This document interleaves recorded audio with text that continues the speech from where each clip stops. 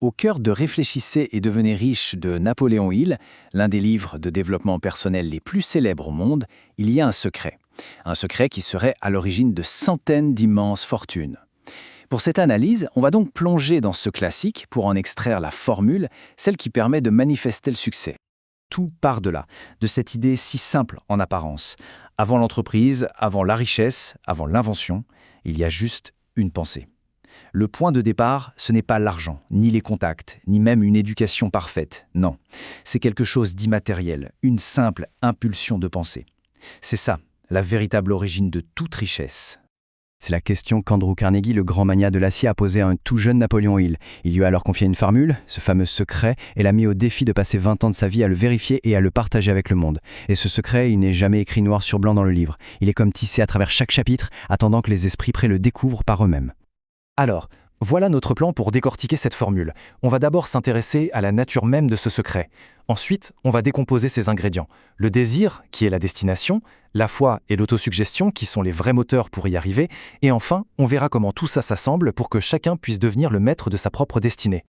Donc attention, le secret de Carnegie, ce n'est pas une sorte de formule magique ou une astuce à dessous. C'est bien plus profond. C'est un processus psychologique.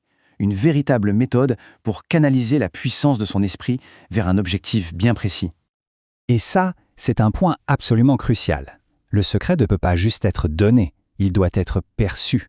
Il se révèle entre les lignes, à travers les histoires et les principes du livre. En fait, Napoléon Hill était convaincu que seules les personnes qui le cherchent vraiment sont capables de le voir. Tout est une question de réceptivité. On passe maintenant au tout premier ingrédient de la formule. C'est le plus important. La plupart des gens pensent avoir des désirs, mais en réalité, ce ne sont que des souhaits. Il, lui, parle de toute autre chose, d'une force beaucoup plus puissante. Un désir ardent, c'est tout sauf passif. C'est une force active qui brûle de l'intérieur. C'est la différence entre dire « Oh, j'aimerais bien avoir plus d'argent et je vais obtenir cette somme précise et je suis prêt à tout miser là-dessus ». Ça devient une obsession qui prend toute la place. L'exemple parfait de ce principe, c'est l'histoire d'Edwin C. Barnes. Ce type n'avait pas d'argent, pas de contact, rien. Mais il avait une chose, un désir ardent de devenir l'associé de Thomas Edison. Et attention, la nuance est énorme, il ne voulait pas juste un job, il voulait s'associer au plus grand inventeur de son temps. Et c'est Edison lui-même qui l'a reconnu. Ce n'est pas l'apparence de Barnes qui l'a convaincu, mais l'intensité de sa détermination, qui se lisait sur son visage. Son désir était si puissant qu'il en était devenu une force presque tangible, palpable. Une force que même le grand Edison ne pouvait pas ignorer. Bon, pour que le désir ne reste pas juste une belle idée en l'air, il propose une méthode très concrète, en 6 étapes. Le mot d'ordre ici, c'est la précision. Il ne s'agit plus de rêver, mais de planifier. Chaque étape est pensée pour transformer une idée vague en un objectif en béton et pour commencer à programmer son esprit pour la réussite. Ok, on a le désir ardent, c'est le point de départ, mais sans la foi, ce désir reste une coquille vide. La foi, c'est le catalyseur, c'est l'ingrédient qui donne vie, puissance et action au désir. C'est elle le véritable moteur de la manifestation. Et là, attention, c'est une définition absolument révolutionnaire. Pour Hill, la foi, ce n'est pas un truc qu'on a ou qu'on n'a pas. C'est un état d'esprit qu'on peut cultiver, volontairement, en appliquant des principes précis. Autrement dit, la foi, ça s'apprend, c'est une compétence. Pour bien comprendre comment la foi agit comme un chimiste, il faut saisir un truc. Le subconscient ne juge pas. Il est neutre. Il prend n'importe quelle pensée, qu'elle soit positive comme le courage ou négative comme la peur, et si cette pensée est chargée de l'émotion de la foi, alors il se met au boulot pour la transformer en réalité. C'est une force neutre, mais d'une puissance incroyable. Et pour illustrer ce pouvoir presque inimaginable de la foi, il partage l'histoire la plus personnelle, la plus poignante de son livre. Son propre fils, Blair, est né avec une malformation qui, selon la science de l'époque, le condamnait à une vie de silence. Mais Hill a tout simplement refusé ce verdict. Il a planté dans l'esprit de son fils un désir ardent d'entendre.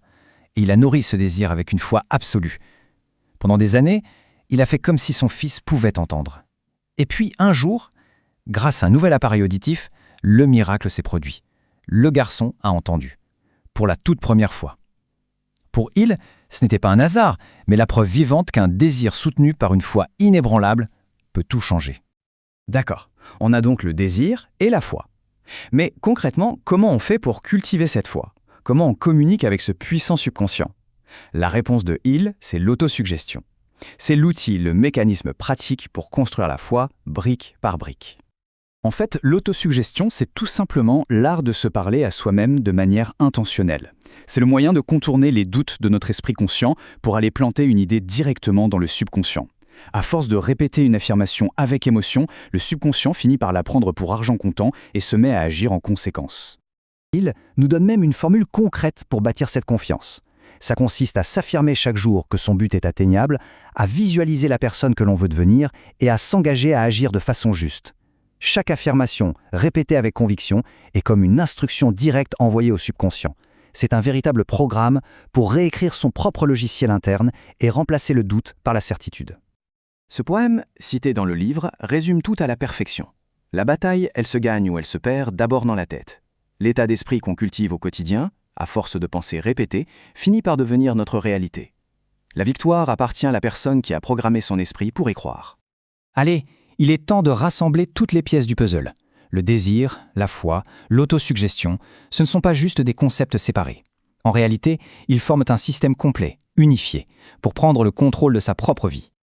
Et là voilà, le fameux secret distillé en une simple formule. Le désir ardent, c'est la destination.